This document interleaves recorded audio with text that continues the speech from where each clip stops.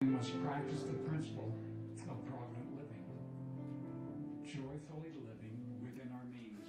Okay. Being content. Thank you. Yeah. Start the recording. Let me just share a quote from President Hinckley. He said this. He said, "In managing the affairs of the church, we have tried to set an example. We have, as a matter of policy, stringently followed the practice of setting aside each year a percentage of the income of the church against a possible day of need. I am grateful to be able to say that the church in all its operations, in all its undertakings, in all of its departments, is able to function without borrowed money. If we cannot get along, we will curtail our programs. We will shrink expenditures to fit income. We will not borrow." Do you guys know when the church officially got out of debt? Wasn't it like the early 1900s? It's interesting that even the church has gone through a period of time. So today our presentation is on basically saving income and expense plan. And we'll spend a little bit of time on financial statements, and hopefully we can help you out here. So your section on personal financial statements, what you would like, a cover sheet, current situation and action plan for each section below. You'll have first and last month's data for your income statements, balance sheet, and financial ratios. Realize hyperlinked into those tools. The tools can help you. You do not have to use them. I think most people have found out that they are helpful, and all it does is really kind of structure their information. Then your action plan, what can you do to improve each of these statements in the future? So I recommend that you do income statement, balance sheet, financials now, and then in 6 weeks you'll do it again. And then you'll just kind of say, hey, what did we learn? Likely what's going to happen on your balance sheets over the next 2 months? They're going to get worse? For most of you, the answer is yes. Because most of you are kind of, what are we doing? We're living off of savings and things like that. So realize that that's expected for students. Your most important investment is what you're doing right now. You're investing in yourself and your education. Second one, you're saving income and expense planning. You are going to be handing in a budget. You're going to be handing in 4 saving income and expense plans. The first 3 are monthly savings income and expense plan for the next 3 months. And then you're going to do an action plan. You're going to do a 1-year saving income and expense plan, and that's where I want to see what's your vision, your goals, plans and strategies, constraints and accountability. Okay, does that kind of make sense? Are we pretty comfortable with that? Okay, let's move on. Let me start with a video that I think helps. To provide providently, we must practice the principle of provident living, joyfully living within our means, being content with what we have, avoiding excessive debt, and diligently saving and preparing for rainy day emergencies. May I share with you lessons in provident living that can help each of us. When we were newly wedded, I was in the Air Force, and we had missed Christmas together. When I got home, I saw a beautiful dress in a store window and suggested to my wife that if she liked it, we would buy it. Mary went into the dressing room of the store. After a moment, the sales clerk came out, rushed by me, returned the dress to its place in the store window. I said, "What happened?" She replied, "It was a beautiful dress, but we can't afford it." Whenever we want to experience or possess something that will impact us or our resources, we may want to ask ourselves, is this benefit temporary, or will it have eternal value and significance? Truthfully answering these questions may help us avoid excessive debt and other addictive behavior. When we are addicted, we seek those worldly possessions or physical pleasures that seem to entice us. But as a child of God, our deepest hunger and what we should be seeking for is what the Lord alone can provide. His love, His sense of worth, His security, His confidence, His hope in the future.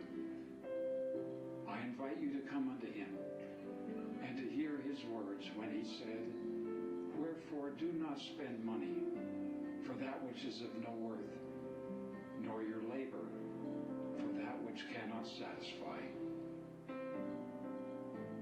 May each of us also overcome worldly temptation by coming unto Him and becoming provident providers, both temporally and spiritually, for ourselves and others, is my humble prayer. In the name of Jesus Christ, amen.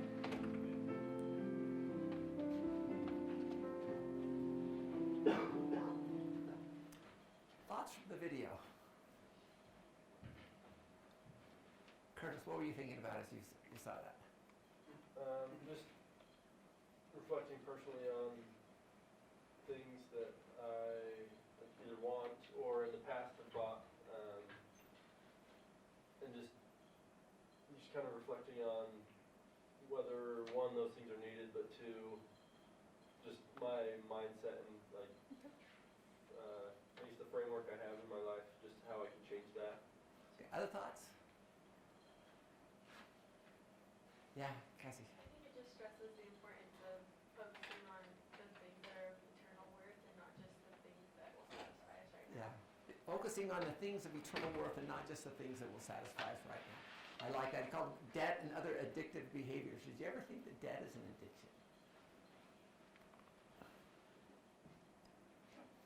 Okay, one of the key things is we're working on is we really need to understand a little bit about family record keeping. You guys have gone through a lot of that, so let's just talk about this quickly and then we'll move on to what we want. Couple of insights. What records do you need to keep forever?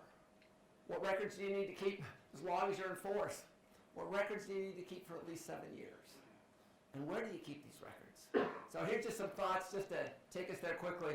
What should you keep forever? Advanced directives, any living wills. How about your personal journals? I've got about 30 years of personal journals that I think are really important. And I hope some year at some point in time that one of my kids will go through and read those. Now I've at least gotten smarter the last 5 years as now I've got this journal program that I do pictures on it. So I put pictures and things like that. But those are things. Family and personal photos. I love the FamilySearch.org website because now you can actually put up pictures there and they will be there forever. I don't have to worry about them falling or getting lost. Life histories. Household inventory. One of the things you should be doing as soon as you walk in, if you've got any renter's insurance or homeowner's insurance, once every 2 or 3 years, just walk through your house. Take a video. And keep that video outside so you've always got documentation. Powers of attorney, safe deposits, Social Security statements, vaccinations. So things that we really should keep long. How about as long as you're in force? Again, different things like contracts, home purchases, life insurance policies, loan documents, service contracts and warranties. I like getting, with my vehicles, I like having a service contract if I can get it for just $150 over their cost. So pretty reasonable. But those things can be really helpful. Stocks, usually we don't have certificates now, but vehicle titles. Make sure you have these things well. And then what do you keep 7 years? Basically anything having to do with taxes, tax deductible receipts, donations from Deseret Industries, access to bank statements, medical receipts. Basically any other thing you might use for in case the IRS comes in and says, hey, we'd like to just kind of review your taxes. And then the final one is where should you store it? Safe deposit box. We have one of these fireproof boxes that are at the house and it's totally empty.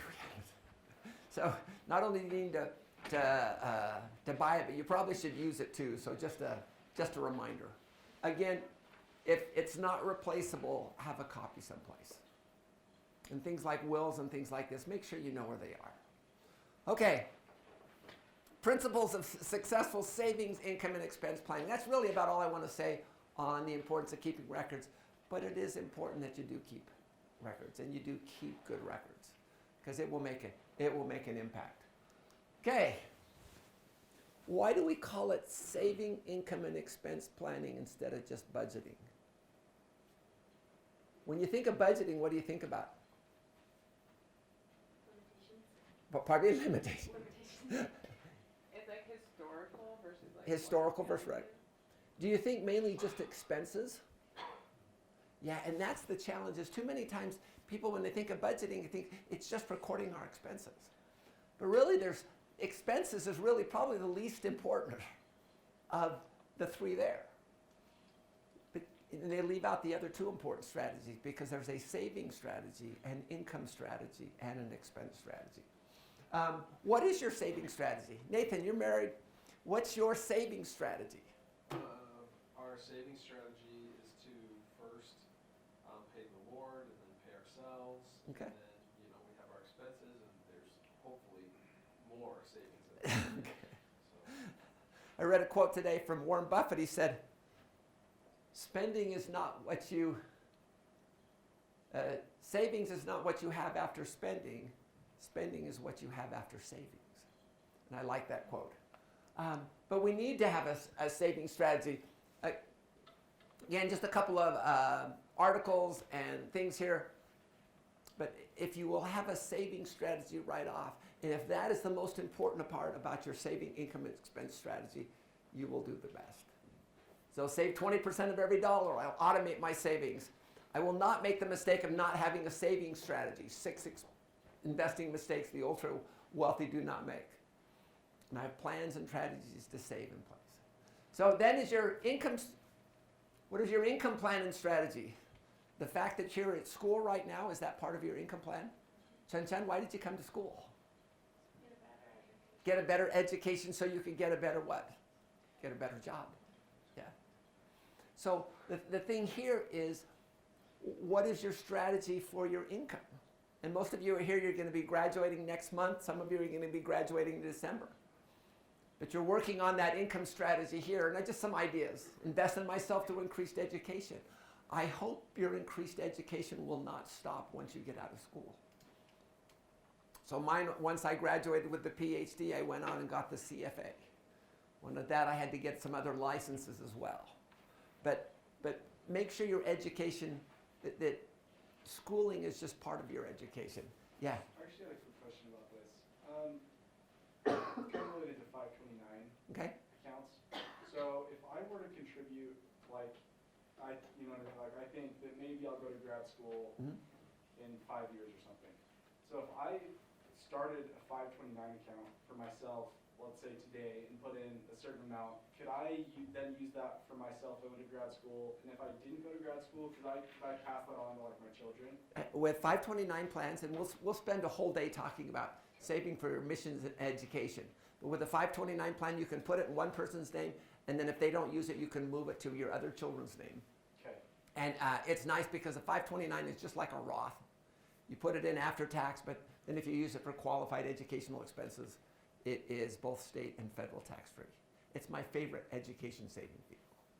Okay, then how about what's your expense strategy? Should we have an expense strategy?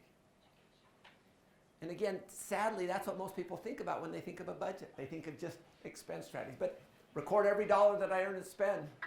Minimize fixed expenses. Only spend on things in my saving, income, and expense plan. Too many times we're walking around and we see something. And the nice thing, if it's not in the plan, we don't spend for it. Patience and save for purchase. In big purchases, you won't do it without prayer and fasting. I think it's important that we do these things. So that's kind of our framework. It's not just a budget. It's not just recording expenses. We have a plan for saving income and expenses. And the biggest part of that plan is how much are we saving? Someone said you cannot spend your way into financial security. And that's so true. So what would you say the principles are of successful saving, income, and expense planning? Know your vision. Know your vision. Your goals. Your goals.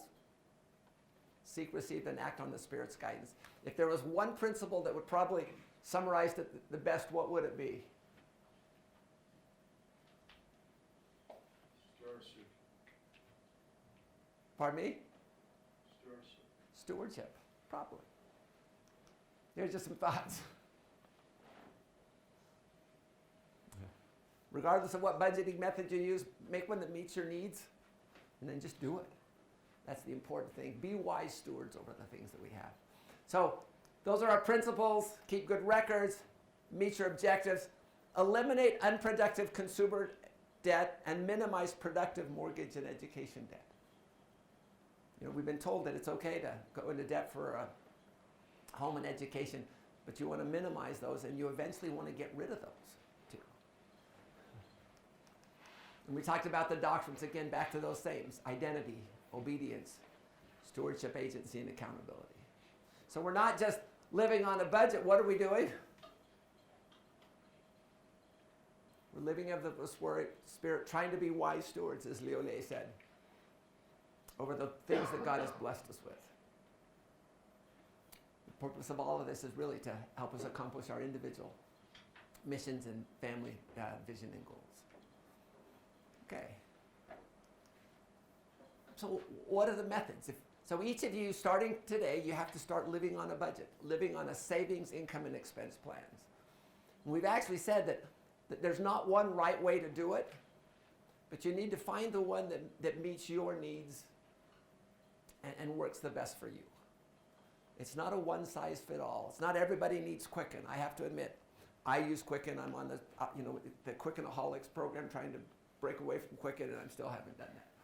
But there's different ones, and some people are like spreadsheets. You got your spreadsheet wizard. Some people are like electronic things. And as long as you follow the principles, it really doesn't matter. But here's kind of the main ones that people use. We've got the useful methods, and then the method that too many of us use. Envelope method. My aunt used to teach personal finance here at BYU, like 30, 40 years ago, and they used to teach the envelope method. What's the envelope method? You get a bunch of envelopes. You divide your spending into food and the mortgage or your rent, things like that. Once you get paid, you take that money and you put it in each of the envelopes. Then when you go out shopping, you take your food envelope with you. And when you run out of money, you don't have a way to go beyond the system. As long as you'll be correct there, you don't get money outside the system, you'll be fine. That forced you to make decisions. Well, maybe I will. I can't spend as much on clothes because I need a little bit more money for food. And it forces you to make decisions. Another one is the 60% solution method. What this requires is a journal, a spreadsheet, and basically you take your income and then you put 40% of it away for tithes and savings, and you just spend 60%. Once that 60% is gone, then you're done. Again, you can't go outside of that system. Other ones, spreadsheet methods. We've given you a couple of ones that we use. Again, our tools in this class are only if you want to use them. You don't have to, but they're here just to help out. Spreadsheet methods, gross salary. Let me just show you a couple of simple ones.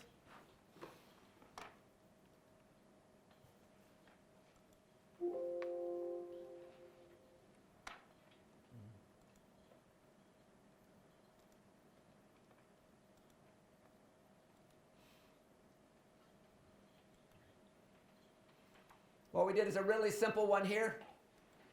Here's your income.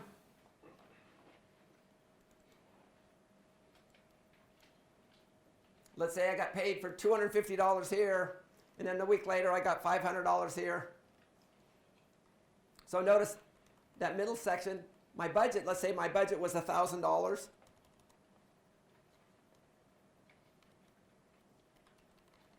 And then the third week I got $250.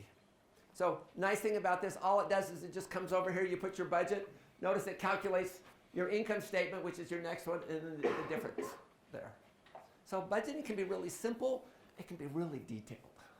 But whichever one you use,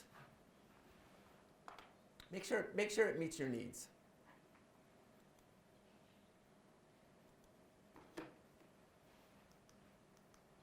And then you've got computer software methods. Anyone use Quicken here? I'm about the only one. Anyone use mint.com? Some of the other ones? Dave Ramsey's new one. What's personal capital, and what's the other one Dave Ramsey does? Things. But there's just a lot of different ones. But the key is just to use it. That's the important thing. When all else is said and done, there's a lot more said than done. So don't be one of those people. Make sure we just do it. And we'll help you because you have to hand it in at the end of each month. And then what do most people use? It's called the denial method. It's called do nothing and hope. I know when I graduated with my MBA, I was using that method. And I didn't want to balance my checkbook because I didn't want to know how bad I was. And it was painful, and it took a lot of time, and I made lots of mistakes. But realize we all go through this. And so if you can work with others and work your kids, try not to use this method, as it is a pretty, it's a pretty painful one. And what's the best method? So here's what I found in my experience. One that's low cost. I don't like Quicken going to the payment program just because you have to pay every year. Before I'd buy it, I'd use it for like 3 or 4 years. I like downloading the bills from your banks, your credit cards, your brokerage houses there too. It allows me to see anything that comes across through my credit cards. I like things that allow me to categorize my spending. And I like to be creative and do it the way that works for me and not just the way that someone else. So some of the free programs are not as detailed there. And then I like to minimize the time doing finances. What do I recommend for most? Starting out free at mint.com, something like that, or one of the other ones there. If you're an Excel wizard, just build your own. And as long as it has budget, actual, and difference, that's all we care. But you want to make sure it's got a section for savings, got a section for income, and saving for expenses. And then if you're more advanced users who are willing to put in the upfront time, I really like Quicken. Like I said, I'm a Quickenaholic. We used to, in this class, we used to get inexpensive, I think, $10 copies of Quicken. And when you had out the seed, it had everything else, you got a free copy of Quicken too. But when they bought Mint, they decided that they didn't need to do this anymore. And hopefully someone from their company is watching this and they'll decide to let us do it again. Okay. President Kimball said this. Nathan, can I get you to read that for me, please? Yeah. Every family should have a budget. Why? We would not think of going one day without a budget in this church or our businesses. We have to know approximately what we may receive, and we certainly must know what we are going to spend. And one of the successes of the church would have been that the brethren would have to be that the brethren watch these things very carefully, and we do not spend that which we do not have. Is that the reason for the success in the church? Could it be a reason for success with us and in our families? Yeah, we really need to do it. Let's talk a little bit about the process, your saving, income, and expense plan process. Know what you want to accomplish. And I just did this today. I said, set your savings goal. If you make that the most important priority on your saving, income, and expense plan, you will be successful. Track your savings, develop your budget, implement it. Make sure you pay yourself, the Lord first and yourself second, and then make changes. Will there be changes in the budget? Yeah, of course. It's written on paper and not stone, but it's important that we do it. So let's just talk a little about what do you want to accomplish? Again, back to your vision, your goals. I love the conference talk this weekend that said, you know what, your happiness is not dependent on your circumstances. It's dependent on your focus. And if we make our focus in the correct place, no matter how much money you make, you'll still be happy. Number 2, track each of those areas. Checks and credit cards are easy, especially if you download it from a bank. Computer programs really help out. Cash is a tough one. So what I've done is I generally don't spend too much cash, unless it's for a big ticket purchase. But I find that cash leakage is really a bad thing. And the 2 biggest cash leakages are things like ATMs and Amazon Prime. So at least that is around our house too. So be careful of those things. And what you want to do is you want to generate a monthly income and expense, saving, income, and expense statement. Third thing you want to do is develop your cash budget. We want to do it the better way. The better way is that you pay the Lord first, you pay yourself second, and then you do as Warren Buffett. So spending is what you do after you're saving. Remember, this is kind of the old way. You start with your income, paid your tithing, paid your expenses, anything left over went into savings. What's the problem with this? You might not have a lot left. Yeah, there's nothing left over. There's a couple of things, what they say, hey, expenses rise to meet income, junk expands to fill the space allotted, all of these different things. But generally what happens at the end of the month, we've spent it all. And so that's why we kind of do the better way, where you pay the Lord first, you pay yourself second, then you pay your expenses, And now you've got twice the chance of being able to accomplish your goals. Is it easy? No. Does it take faith? Yes. Is it doable? My wife and I have done it for 30 years.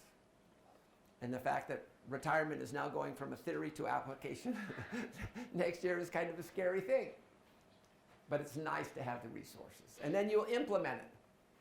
Record all saving, sum all your columns, note how much you have in each category. And if you'll continue to look at it every week, you will create the budget that you have written. And then pay it yourself. Kathleen, can I get you to read that for us, please? After paying your tithing of 10% to the Lord, you pay yourself a predetermined amount directly into savings. That leaves you a balance of your income to budget for taxes, food, clothing, shelter, transportation, etc. It is amazing to me that so many people work all of their lives for the grocer, the landlord, the power company, the automobile salesman, and the bank, and yet think so little of their own efforts that they pay themselves nothing. Yeah. I'd like you to make yourself a priority. Pay yourself second. Last thing we do, we compare it to actual, and then we make changes as necessary. And if you have problems, don't reduce the payments to the Lord, and don't reduce the payments to yourself. Okay? Cassie, can I get you to read that for me, please? Some claim living within a budget takes the fun out of life and is too restrictive, but those who avoid the inconvenience of a budget must suffer the pains of living outside of it. The church operates within a budget. Successful business functions within a budget. Families free of crushing debt have a budget. Budget guidelines encourage better performance and management. Could we also say that budget guidelines help us to be wiser stewards, as Leole said. Okay, questions? Any questions on your saving, income, and expense plan? Dave Ramsey said, you must have a game plan. If you aim at nothing, you will hit it every time. So we need to have a plan. Okay, let's continue on a little bit. Creating your savings, income, and expense plan. So realize this is really 4 documents for us. You'll create monthly plans. And really all I want for a monthly plan is kind of the heading and current situation and action plan. What did you do well? What did you do poorly? What are you going to change for next month? Action plan is how are you going to change? And then behind that you will have your backup. If you use mint.com, you just do a print screen. So it's got, okay, this is my thing and this is how much I've spent. If you do your spreadsheet, all I want to see is budget, actual, and difference. With Quicken, you can actually just print off the reports that actually do that. And then, so you'll have three annual budgets that you'll hand in. The first 2 we'll do at the end of each month. The third one you'll actually hand in with your personal financial plan. And at the end, I'd like you to hand in an annual budget too, an annual saving, income, and expense plan. Again, the tools, if you'd like to use the tools, they can be helpful. For example, here's the month 1. You can actually come up here. Okay, here's our year. We're in October. And once you set this first one, this one will go to November. This one will go to December. And then it'll take your data from the first 3, and all you have to do is add in the next 9 months. You don't have to use this one, but it is a tool that can be helpful if you're interested.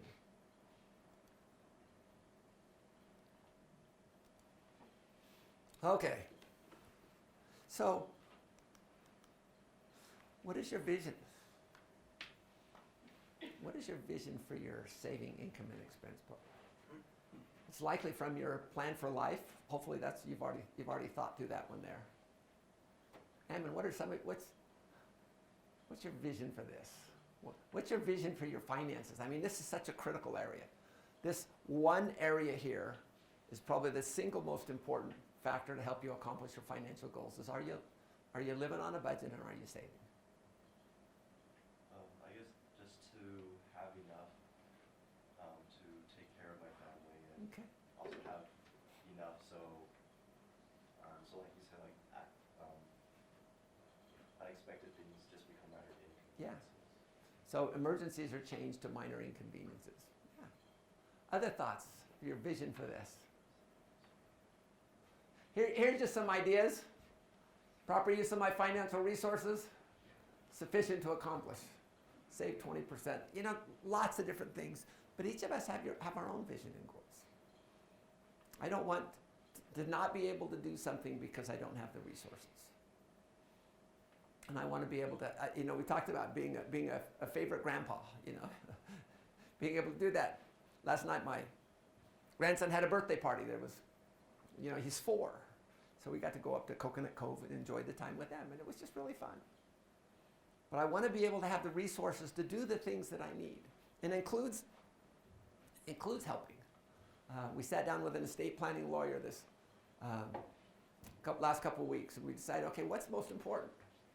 Most important, I think, is saving for my kids' missions and educations. And so when we pass away, a certain part of that will just go for missions and education for the kids. Another part, we're trying to teach our kids to give, and so we'll take another portion of that, and we're going to use that as an excuse to force my kids to learn about portfolios and things like that, so they can give. And then we'll take a portion of that we want to make. What's the joke? I'm spending my kids' inheritance. I want my kids to be sad when I die, but then we'll leave some to help them on their goals, so they can work on their vision and goals. Ideas for goals here: savings, keep records, never purchase anything unless it's in your plan. So what are you going to do with your income? So what's your income strategy? Again, I encourage you guys to think through that. I encourage you to read a couple of books a month in your area. Really, your only insurance you have is your skill set and your abilities. We've always tried to figure out how I can do things faster and better and more efficiently. So you guys know that you can tell from my spreadsheets, I like building spreadsheets because it's faster. You come in the other things, I like building tools to help me do things faster and better. And I believe that every day when I was on my way back to do my PhD, I got a father's blessing from my dad. He says, I bless you that if you do the things you should, you'll be able to work beyond your natural abilities. And I don't think there's a day gone by since that was in 1984, that we haven't prayed for that. That we can work beyond our natural abilities. How about plans for savings?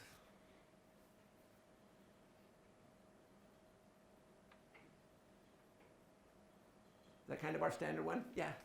Cassie. Using what you call the better way. Yeah, using the better way. We're paying ourselves second. Paying yourself second. But you won't save unless you make it a priority. We're not programmed away. We always, whatever we see, we tend to want those things. Here's just some ideas here. I find that if I save automatically, it's so much easier. I have to take the money directly out of my 401k. Money that goes into my 401k actually goes into my Roth 401k. It comes out automatically. I never see it. Other money going into kids' 529 plans, it comes out automatically, so I don't see it. The only time I see it is when it hits the account, and I say, oh, good, I'm doing that. Separate bank accounts for specific goals in children. And I say start saving with a Roth IRA as soon as possible. Here's just a quick trick question. If your goal is to save the maximum amount for retirement, maximum spendable amount for retirement, which vehicle should you use regardless of tax rates? Maximum spendable amount and why? Curtis, which one? I'm assuming it's the Roth. Roth, and why? Just, you're paying taxes up front, but on the back end you don't have to pay anything. Right, so you're paying taxes up front, but are you paying taxes on the retirement amount, or are you paying the taxes outside of the retirement vehicle? Outside of it. Yeah, so you're actually saving more money for retirement because you're paying the taxes outside of the retirement vehicle. How about plans and strategies for income? Again, here's where we talked about those. $2 a month, $2 a month. Pray to work beyond your natural abilities. Continue to work in your area of expertise. Keep your resume current.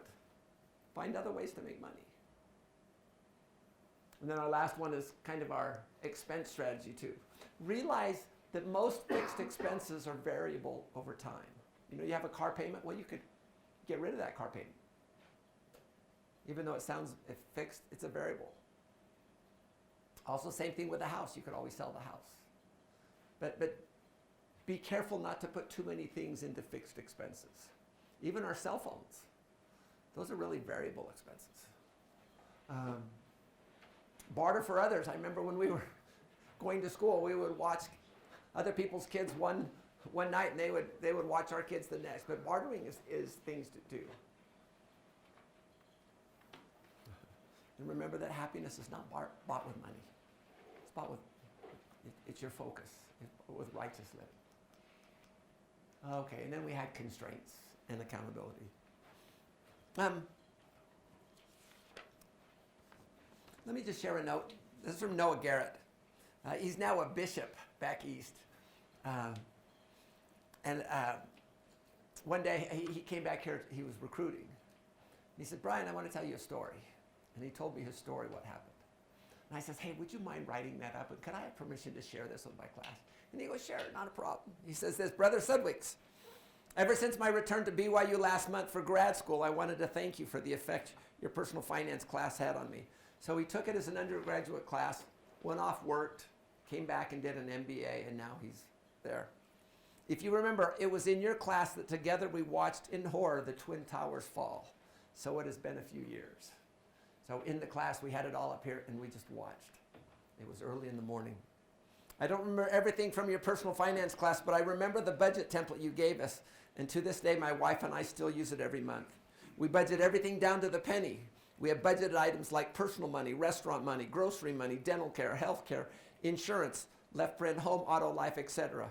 When Lindsay runs out of grocery money for the month, we eat food storage, beans, and rice until the next month. We have been very disciplined in our budget. After implementing our family budget, we have not once fought over money. Let me tell you a story about how living by a family budget brings peace to our home. One day early in our marriage, Lindsay came home with 3 bags full of new clothes. I immediately blew up and started grilling her about how much she had spent. I told her that we didn't have the money to be spending so much on new clothes. I made her feel really bad, which in turn made me regret having flipped out so bad. I've flipped out bad before too, so.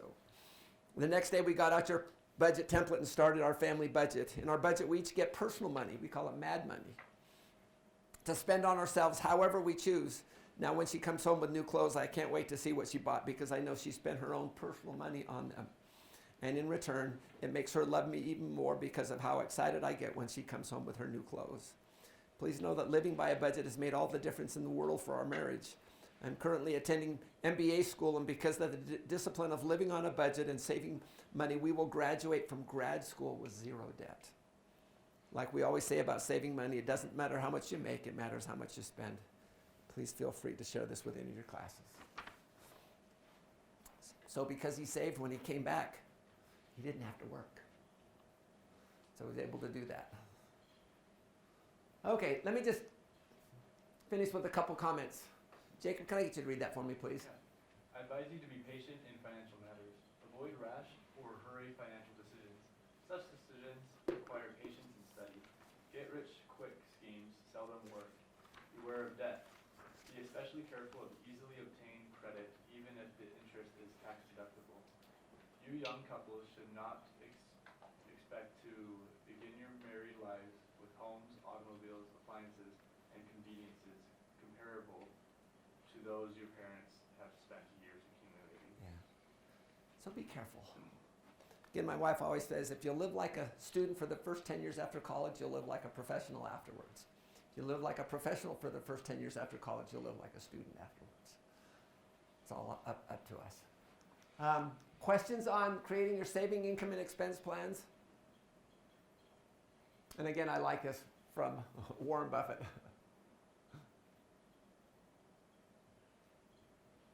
And I think it makes it wise. Okay. What I'd like to do next is you're going to have to do financial statements. So you're going to need to calculate your income statements, your balance sheet. You're going to do the financial ratios. And so I thought what I'd do is let's just take some problems and kind of work on them together as we go through there. And again, you have to do 3 budget, saving, income, expense plans, but you only have to do 2 income statements, 2 balance sheets, and 2 sets of ratios. And what I want to do is then you just have to comment. How does it look before versus later? I want to see what the changes are. And also it should help you be able to figure out, okay, what do you need to do to improve those financial statements? Okay.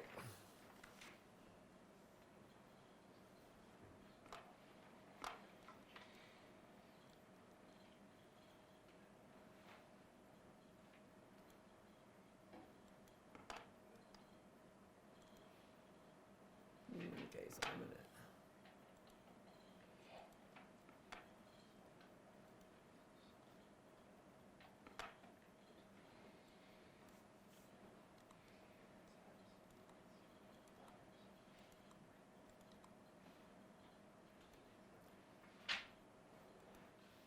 Okay, prepare a balance sheet. So here's, I'm just going to put the learning tool up to the side.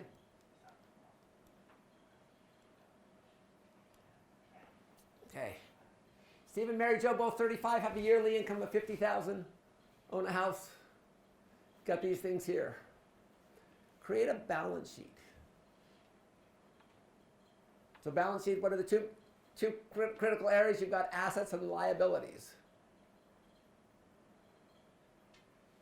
So which of these are assets and which are liabilities?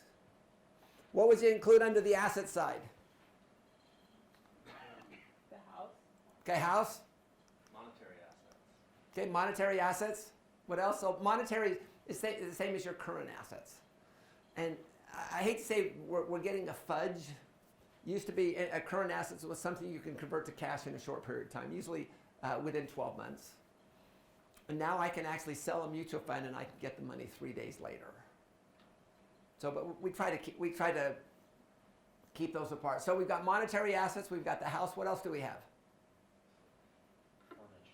Furniture. What else? Cars. Cars. So let's go here. Monetary assets, house, furniture, cars. So we've got basically 185,000. How about liabilities? Utility bills. Utility bills, mortgage. What was the other one? Loans. Loans. So we can add those up there. College loans. So these guys are 35. What's their net worth? The difference between those two. So roughly 54,000 in net worth. How are these guys doing? Yep, so there it goes, pretty good. Remember, data goes to information. Our reports actually show that information. Hopefully we take that information and it leads us to insights. And then the insights, we go from insights into recommendations. We can do those recommendations for ourselves or helping others. So, easy thing here. We just use this spreadsheet here. The nice thing is it adds everything up and makes it easy. Okay, let's move on. And how about an income statement? Are those a little bit harder? What you can do is you can take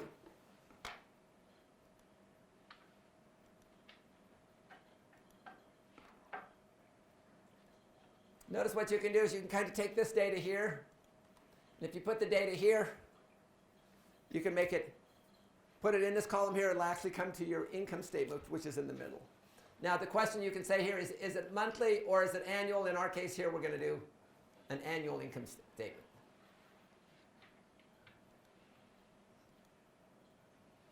Okay. So how do they calculate it using a better method, and how are they doing? So that's all of your information. So we start with, the better method is what? You pay the Lord first and yourself second. But we've got to start with, okay, what's our salary?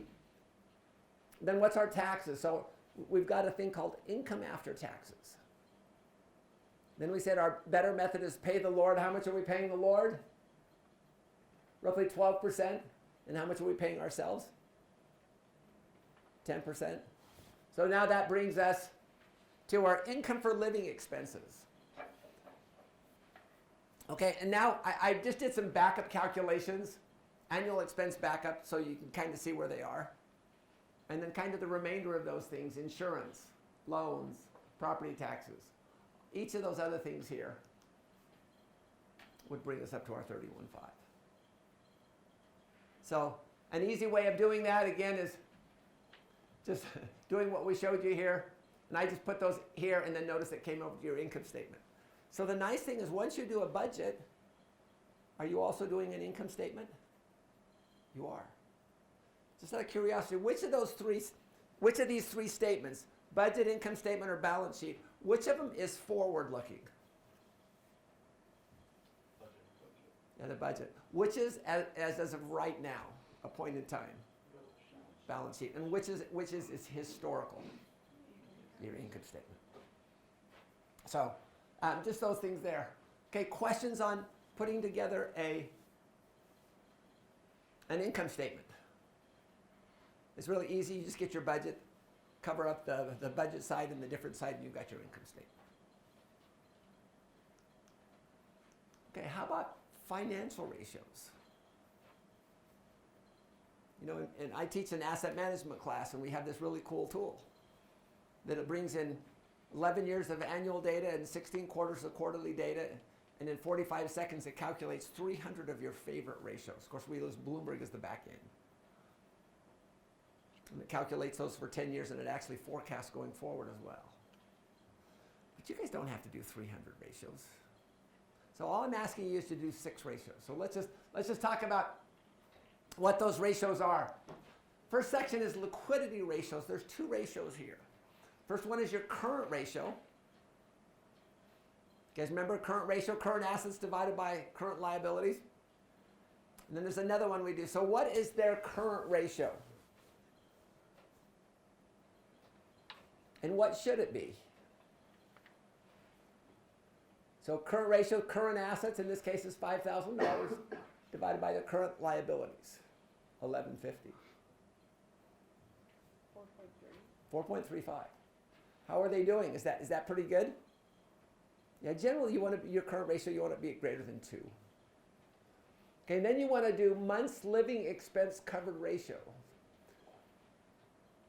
So what we want to do, so what does your current ratio tell you? What does your current ratio tell you? Service your debt. Yeah, how many times can you cover your current liabilities with the cash on hand? Okay, what does the month's living expense ratio tell you? So it's monetary assets divided by your month's living expenses divided by 12. What does that tell you? Yeah. Basically, if you lost all your income streams or revenue streams, that's how long you'd be able to survive without that. So if you lost your job, this is how long you'd be able to survive. And how long would these guys be able to survive? Does it look 5,000 divided by 2,600? Just Under 2 months. Is that a good ratio? Would you like to lose your job and you only have 2 months of income to do that? I did my MBA. I thought I was doing really well. I was working for a subsidiary of General Electric. And 6 months later, I lost my job. So do we need to be aware of those things? So what are our insights here from liquidity ratios? How liquid are they?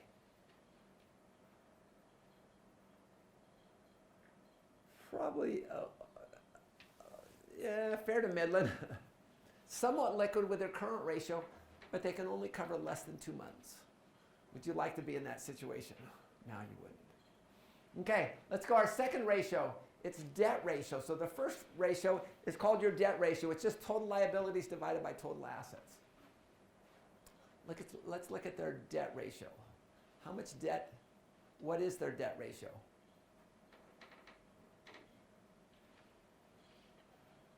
Get your calculator out.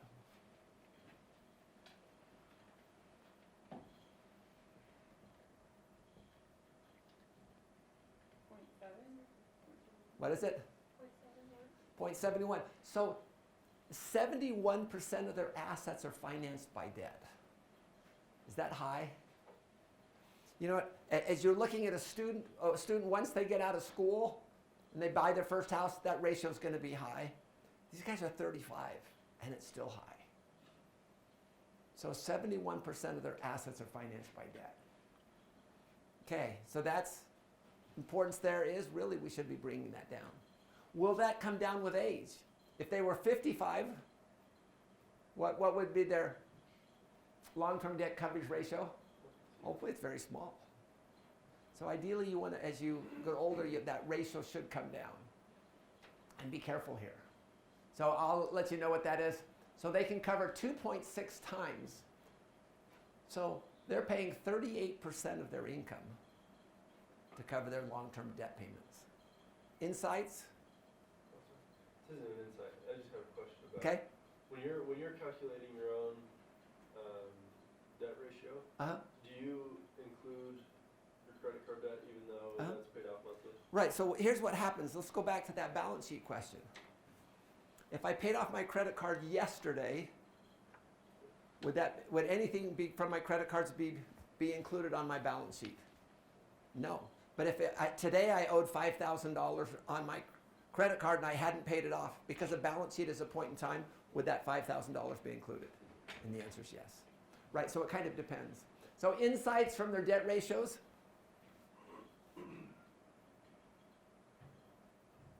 Is it high for their age?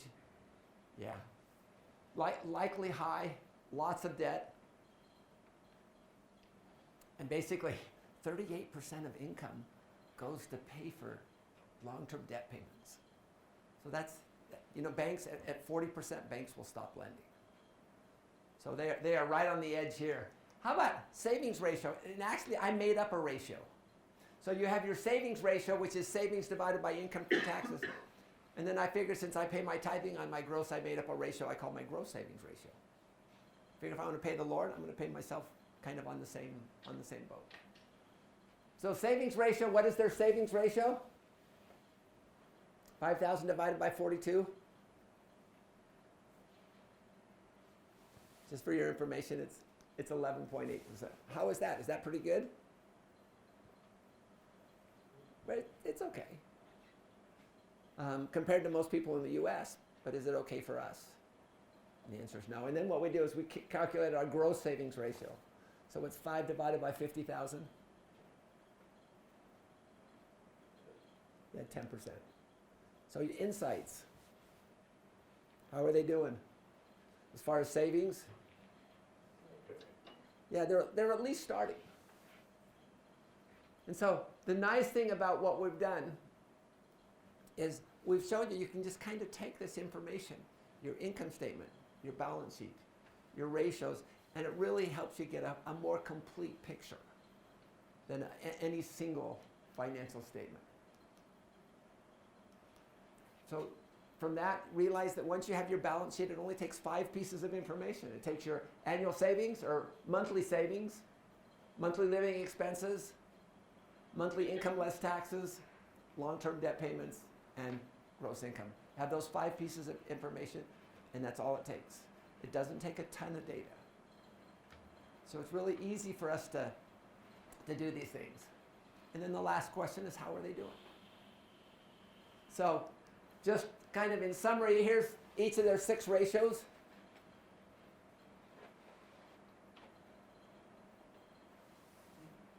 So what I've done here is what are their insights? They're somewhat liquid.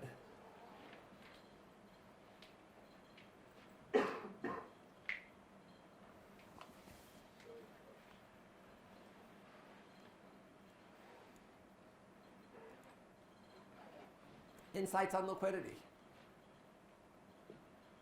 Yeah. Sell their cars. Cars.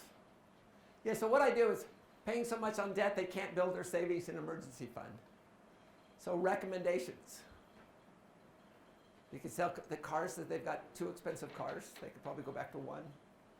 Other thoughts that they might do? Yeah. Just focus on, if they don't want to sell the cars, focus on paying those down. Focus on paying them down and paying down quickly. Right, which might hurt their liquidity short term, but you pay more on the debt so that you can open up your liquidity later on. But and hopefully they can make some decisions and they can put together an auto plan like you guys did in the class, where we talk about what is your strategy. Had a fun time talking with my son-in-law yesterday. We come out, he had a truck and it was like 7 years old or 4 years old, and he says, yeah, he's going to keep it for another 5 to 7 years. So I go, you're a man after my own heart, keeping your vehicles for 10 years. And here's just some ideas. They increase their monetary assets to save more, likely their emergency fund. They should set a goal to have a living expense coverage ratio of somewhere about 3 to 6 months. How about debt? Way too much debt. So what are your insights from their debt side? 71%, yeah. Too much. Too much? And is it hard to change your lifestyle? No, it is really hard to change your lifestyle. And what I see is I had an interesting situation with my friends, 2 couples. Both had significant negative things happen in their lives. One backed off on the spending significantly, and the other didn't. They just continued spending at that level. And now to see the differences, it's amazing. You know, watch your spending. So here's just some insights. They have some equity in their home. That's where most of their net worth currently resides. So they've got $54,000 in net worth, and $50,000 of that is in the equity in their home. So what would be your recommendations here? In fact, do you think buying the home or having equity in the home was a conscious decision, or was that sometimes lucky because we're in the right place at the right time? Yeah. So here's just some ideas on some recommendations here to act. They've got to bring down their debt. They're close to the debt coverage ratio of 2.5 times. And again, that's where banks stop lending. So if the banks stop lending at that side and you're close, hopefully they can get the hint. And then the last one, saving 10% of their income. Insights.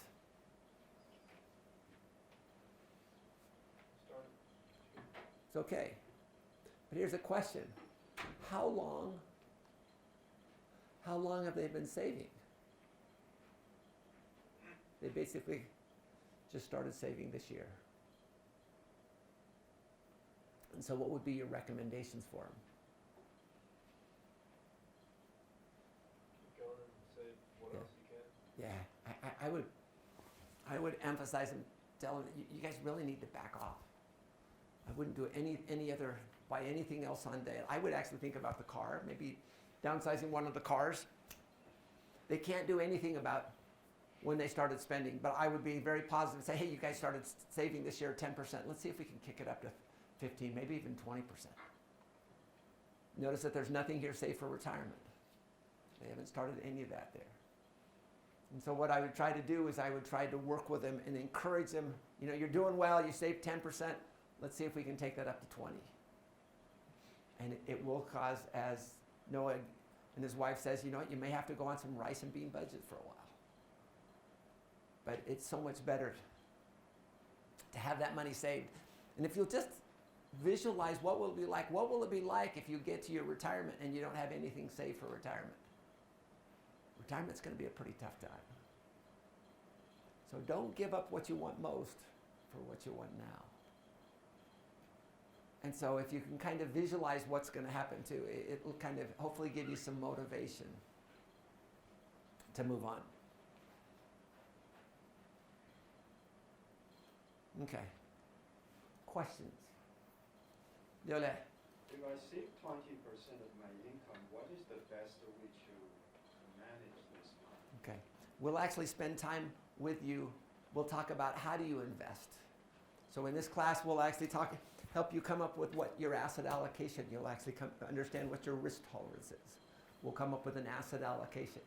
Then we'll help you to figure out what makes a good mutual fund.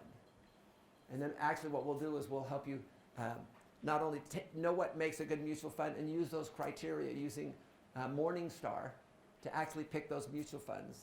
And then we'll help you understand how do you purchase those mutual funds into your accounts and which vehicles should you use.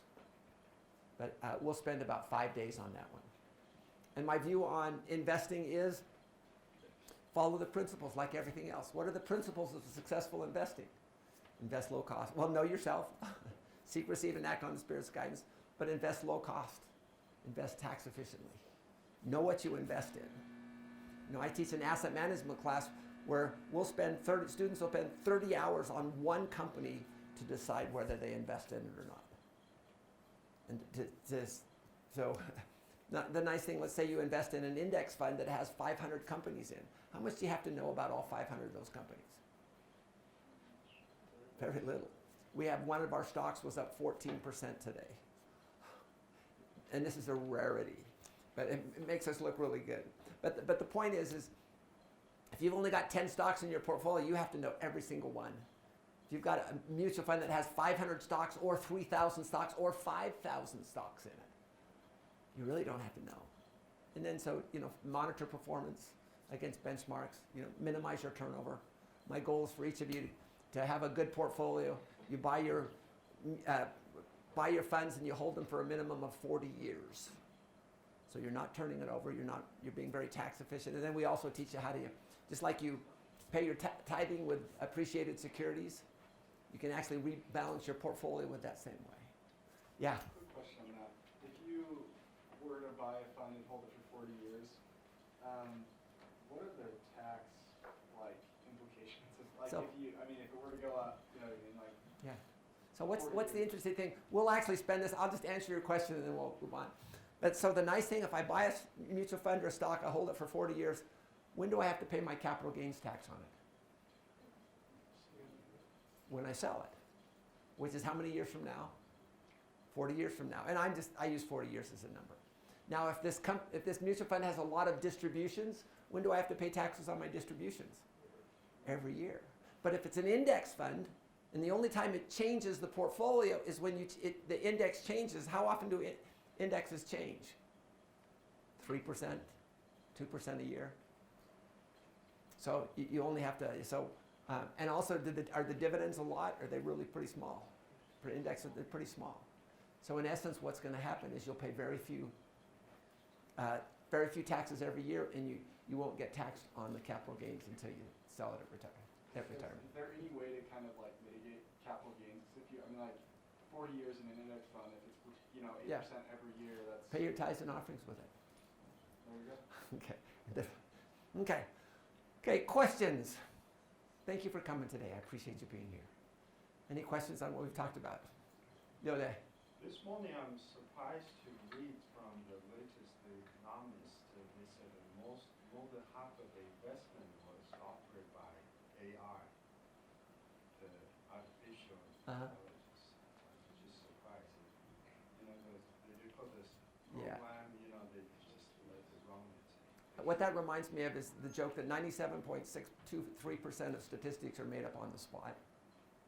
So I would question that statistic. But even if it does, even if a lot of those, and that's on the active side, the nice thing is on a passive approach, we get the advantage of, if you can't beat them, join them. Okay, questions on we've had a little bit distracted. Any questions on savings, income, and expense planning and financial statements? Okay, what are your takeaways from today? Curtis, what are your takeaways from today? Just to stay positive and keep going with the progress that we've made. Yeah, stay positive and keep going with the progress that you made. Drew? Yeah, kind of going off of that too. There's, I think, a lot you can take away, but one thing I like just even from the beginning, from the video, is that even though we have the money for something, we can't always afford it. Yeah. When you have kids, Dad, we can afford this. Yeah, but we don't choose to spend it on it. Okay. Chen, what are your takeaways for today? Spend less than what you have. Yeah, spend less than what you have. And Jessica, you get to be the last one. Drum roll. That budgeting is more proactive. Yeah. Budgeting is more effective when you're proactive. Let me just share my takeaways for today. Number one, remember the principles of successful saving, income, expense planning. If you get the principles right, you're over half the way there. Number two, if you do what everyone else does, you'll get what everyone else gets. You will have to change your behavior. Paying yourself first is not only a matter of money, it's a matter of faith as well. Number three, if the church is our example and they curtail programs before using borrowed money, we probably should do the same. Thanks, everyone. We will see you on that.